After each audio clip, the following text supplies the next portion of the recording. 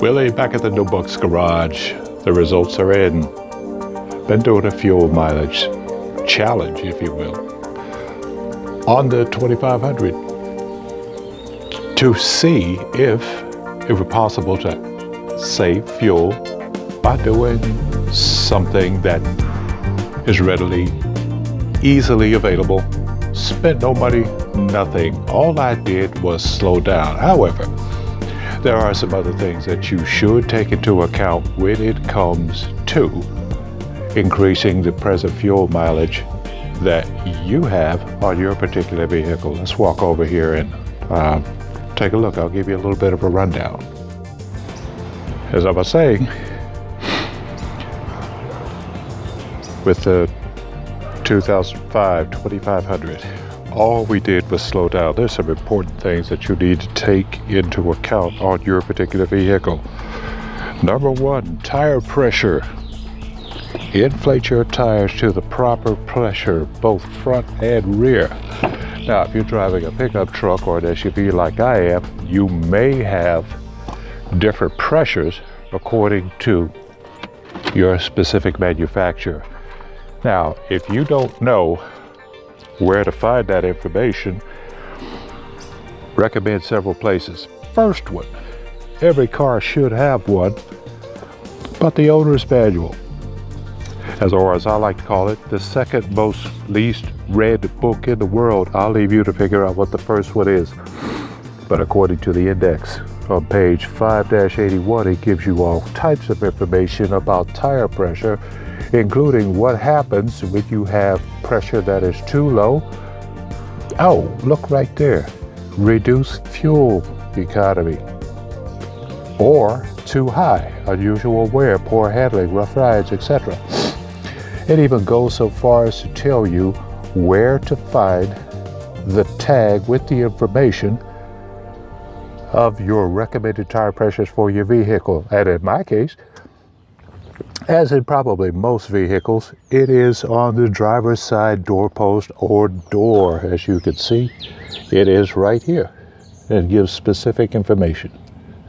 In my case, 55 on the front and 80 psi on the rear.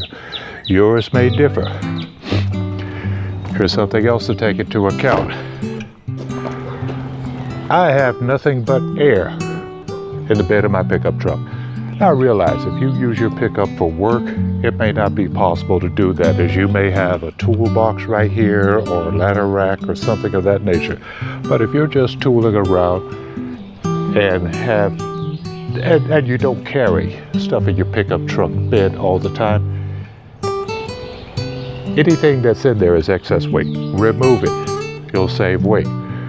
Consequently, there are no racks or anything on top of my vehicle, as you can see. So if you are a person that has like a rack for your kayak, a rack for your bicycles, and that particular rack is removable and of course not in use at the time, remove it from your vehicle. If it's not, well, you just have to deal with that excess bit of material in the wind.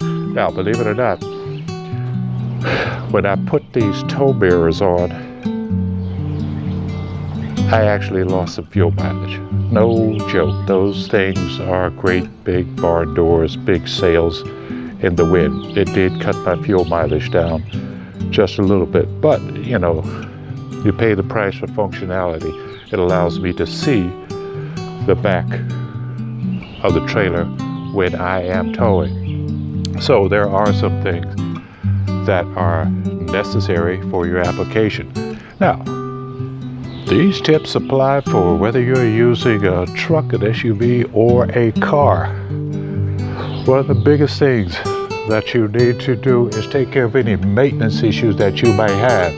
Is your check engine light on? Then you're probably burning excess fuel. Other thing you need to take into account. When you are filling up, go back to the first video, when you are filling up your vehicle, take it only to the first click. Do not overfill your fuel tank. You're doing damage to the evaporative emission systems which can be costly. First, click on the fuel. While we're talking about fuel, put the correct type of fuel in your vehicle. I know there are a lot of people out there that run their vehicles with premium fuels, and premium fuel is not required. Check your owner's manual.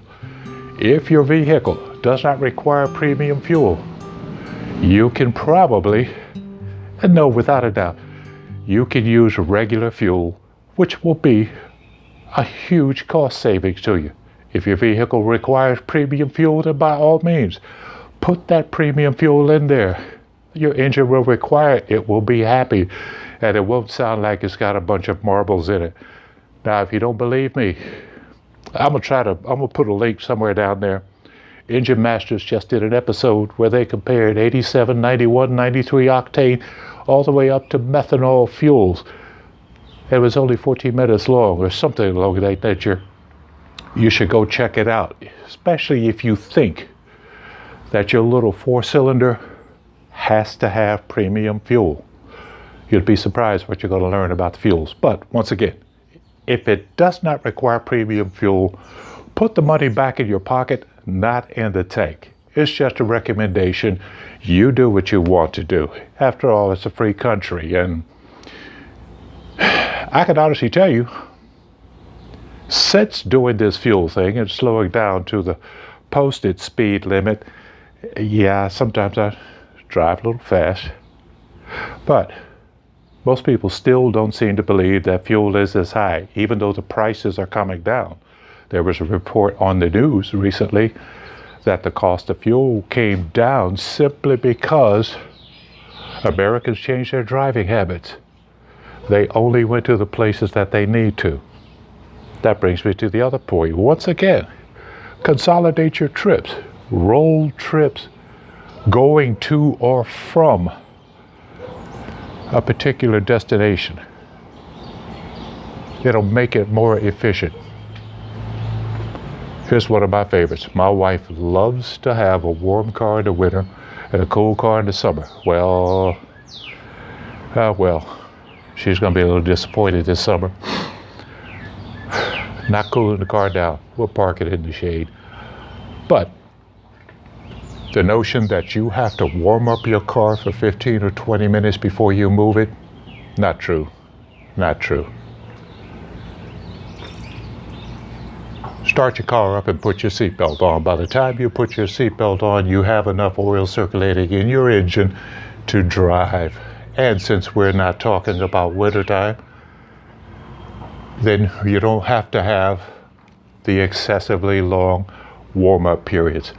And in fact, even in the wintertime, with the modern oils that we have in vehicles, it's not even necessary. 5-10 seconds of runtime is all it needs, to drive it slowly. But we're in the summertime. Just remember those tips. Keep up on your maintenance. If your check engine light is on, get it fixed. Keep up your tire pressure. Check that once a month according to the owner's manual. Really, you should check your tire pressure every time you fill up. Don't forget your spare tire too, especially you truck and SUV owners. You know, that thing is nestled either somewhere underneath the car or even in some place hidden behind panels. Nothing worse than to need your spare only to find out that it's flat. So check your spare tire. You got 5, not 4. So, you want to see what the results are? Okay, here they are. There it is, that was the first click. Now,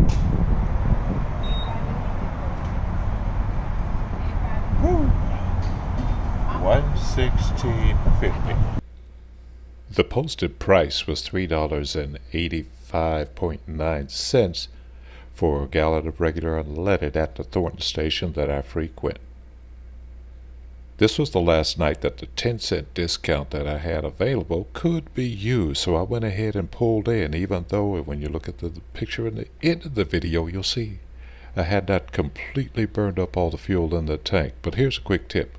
Use Fuel Labs discount cards to help bring the price down. As you can see here at the pump, with the 10-cent discount, it was $3.75.9 or $3.76 a gallon. When you're using these discount cards of fueling prices, remember, don't drive all over town. It has to be 8 to 10 cents a gallon to make a difference, particularly when you're driving a large size vehicle. Anything under that, you can simply change your driving habits to account for the difference. 2 weeks ago, we topped off at $116.50. There it is, first click, 105.13. 27.9, 28 gallons once again.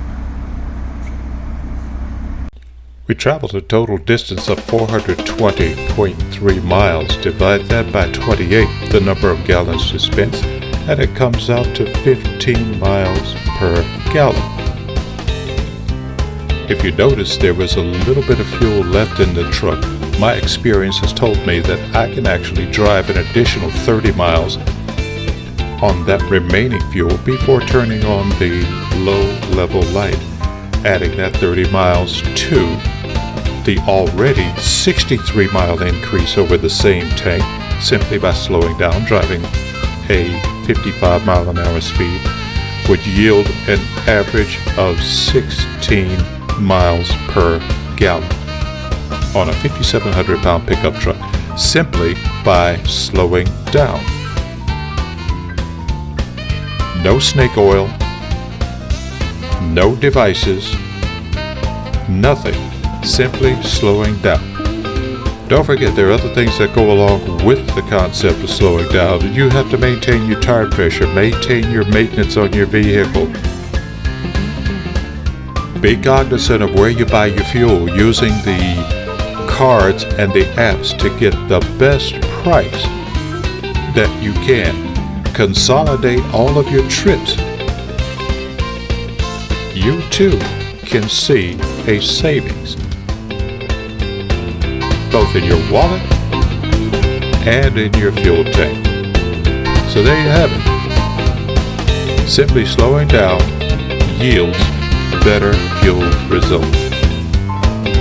Now, one other benefit is obviously maybe a little bit less wear and tear on your vehicle, and maybe even on your psyche. You're saving money, you're saving fuel. That's a win-win all the way around. Hey, this is Willie for the No Bucks Garage. We'll see you soon.